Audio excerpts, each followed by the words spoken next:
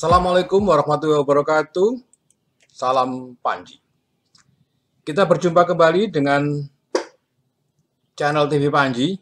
Kali ini akan saya bercerita tentang cerita Panji sebagai karya sastra.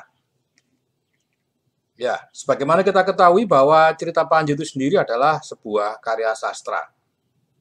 Pada mulanya memang berupa sastra lisan atau kidung, ya, kemudian ditulis di lontar, kemudian ditulis di kertas, ya, dilakonkan dalam seni pertunjukan, dibuat motif di batik, dibuat relief di berbagai candi dan sebagainya.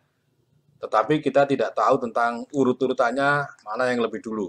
Tapi yang jelas kidung lebih dulu, sastra lisan, ya. Nah, dalam bentuk naskah itu cerita Panji ada disimpan antara lain di Perpustakaan Nasional di Jakarta yang sudah ada sekitar 76 naskah Panji dari berbagai tradisi, ya, dalam berbagai aksara Jawa, Bali, Lombok, dan Melayu. Meskipun sebetulnya dari 76 naskah itu hanya separuh yang kondisinya baik.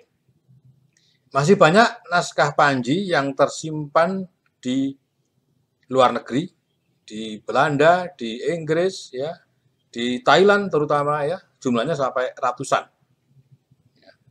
Nah, cerita Panji ini semakin berkembang karena ada semacam tradisi di daerah Melayu, sebagaimana ditulis diungkap oleh J.J. Ras, bahwa sastra Panji di Melayu itu dianggap sebagai sastra ritual.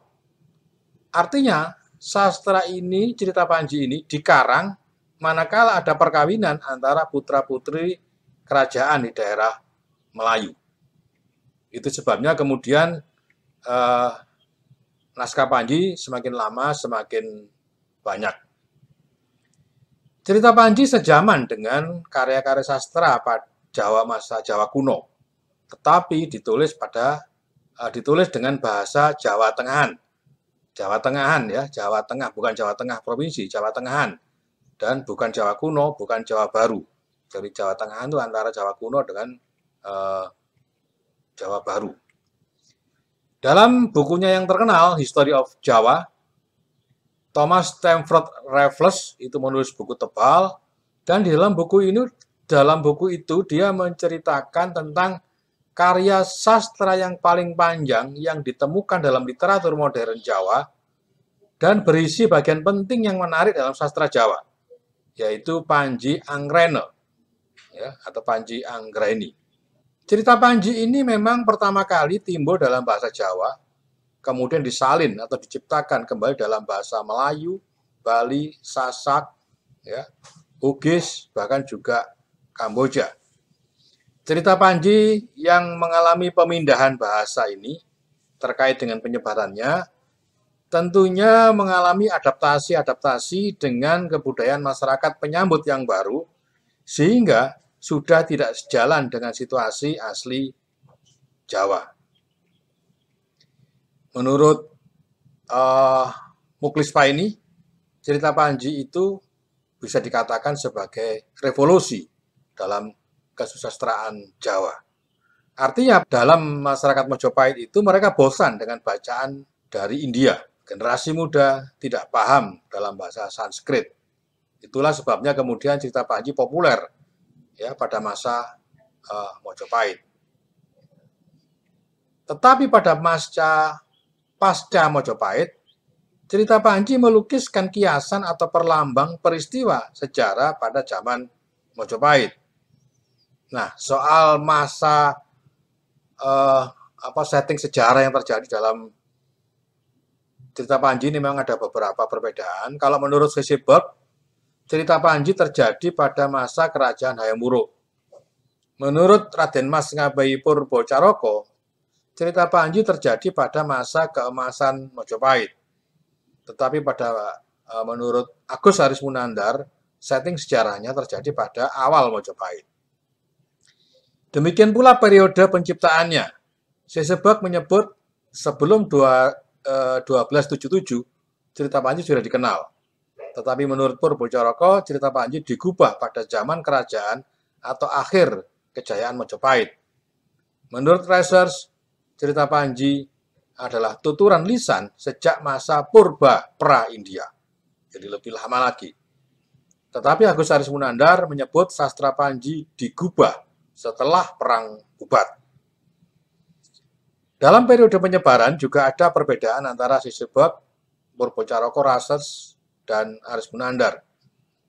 Sisebak menyebut periode penyebarannya terjadi antara masa Pamalayu dan akhir keemasan Majapahit. Masa Pamalayu itu masa kerajaan Singosari. Ya. Sedangkan Purbocaraka menyebut antara akhir kejayaan Majapahit dengan era penyebaran Islam. Research tidak menjelaskan. Agus Harismunandar menyebut periode penyebaran cerita Panji terjadi pada abad ke-15 dan abad ke-16.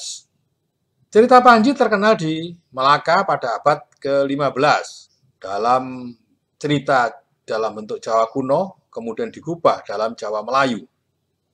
Cerita Panji di Melayu itu, cerita Panji itu berpengaruh dalam sejarah Melayu. Misalnya cerita Panji digubah menjadi Hikayat Hang Tua, kemudian berpengaruh dalam sejarah Melayu. Sebagai sastra tradisional, cerita Panji dibagi dua, yaitu sebagai sastra rakyat atau lisan dan sastra istana atau dalam bentuk puisa, dalam bentuk tulisan.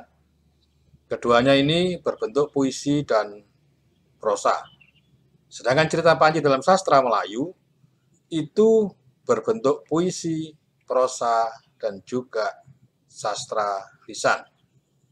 Contoh-contoh cerita Panji dalam bentuk prosa atau hikayat misalnya Cekal Waning Pati, Panji Semirang, hikayat Jayeng Kusuma, dan sebagainya. Dalam bentuk puisi, Jaran Temasa, dan sebagainya. Dalam bentuk lisan misalnya Lalat Hijau, Panji Anggraini, dan sebagainya. Nah, sedangkan di Bali, cerita Panji itu disebut malat. Ya.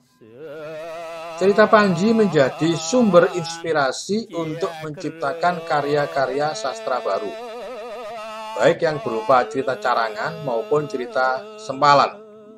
Kalau carangan itu adalah dikarang cerita yang baru, sedangkan sempalan adalah meminjam nama tokoh dan nama kerajaan, seperti Pakang Raras, Igodokan, Linggar Batak, dan Jilinaya. Cerita Panji masih dapat terpelihara dengan baik di Bali, karena ketika Majapahit runtuh, maka banyak pusaka budaya, termasuk cerita Panji yang pudar, setelah mengalami masa kejayaannya. Merosotnya kerajaan kesusastraan Hindu Jawa akibat Majapahit dikalahkan penguasa Islam pada abad 16.